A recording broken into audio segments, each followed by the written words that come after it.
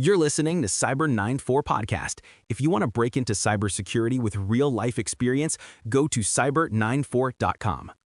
It's a scene that's hard to forget, even now. May of 2021, you have these images just flooding the news. Right. Cars sneaking for miles down highways waiting for gas. Plastic bags being filled at the pump.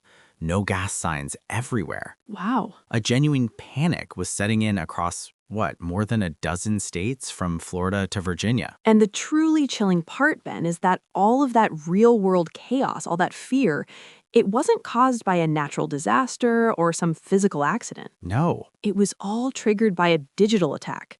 The Colonial pipeline, the very artery carrying 45% of the fuel for the entire eastern seaboard, it had been severed by hackers. 100 million gallons of gasoline, diesel, and jet fuel a day. Yeah. Just stopped.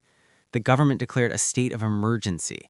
The FBI was scrambled, and they quickly pointed the finger at a group known as DarkSide. They sound like villains from a comic book. They might as well have been. DarkSide was this highly professional, notorious cybercrime gang, likely based in Eastern Europe.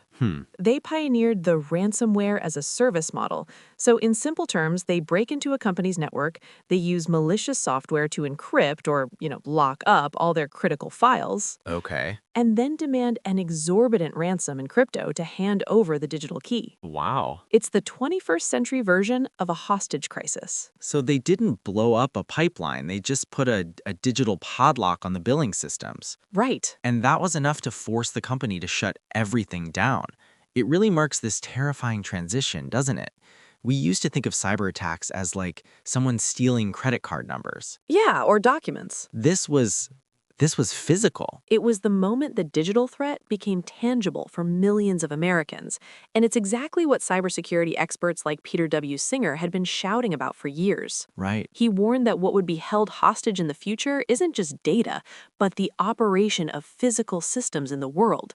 The Colonial pipeline attack was the proof. Yeah. A few lines of code crippled the fuel supply for half the country. And what makes it a true nightmare story is that the warning signs had been flashing bright red for almost a decade.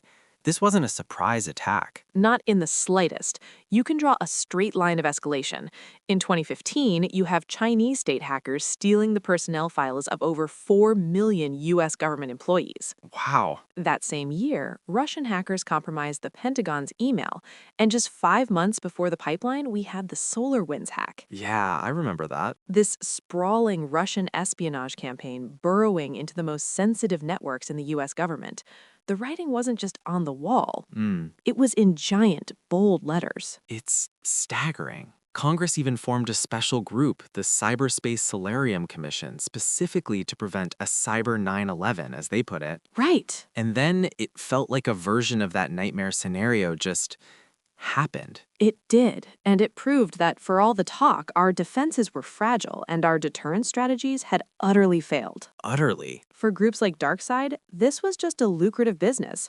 Another report found that in the year before the pipeline hack, these ransomware gangs extorted nearly $1 billion from U.S. schools, local governments, and hospitals. And the cost there is so much more than money. Oh, absolutely. Ambulances being rerouted, radiation treatments for cancer patients being canceled, medical records permanently lost. The Colonial pipeline attack was the one that made everyone stop and pay attention because it hit them directly, in their daily lives. It was the wake-up call that a modern society runs on two sets of infrastructure, the physical one we can see, and the digital one that, until then, had been largely invisible. So true. When that digital layer broke, our modern world ground to a halt. It was a cyber nightmare made terrifyingly real, forcing a conversation that was years overdue about the unseen vulnerabilities our entire way of life is built on. Now, here's a question for you all to think about. In an age where a keyboard can be as damaging as a bomb, who should be ultimately responsible for protecting our critical infrastructure? The private companies that own it, or the government sworn to protect the nation?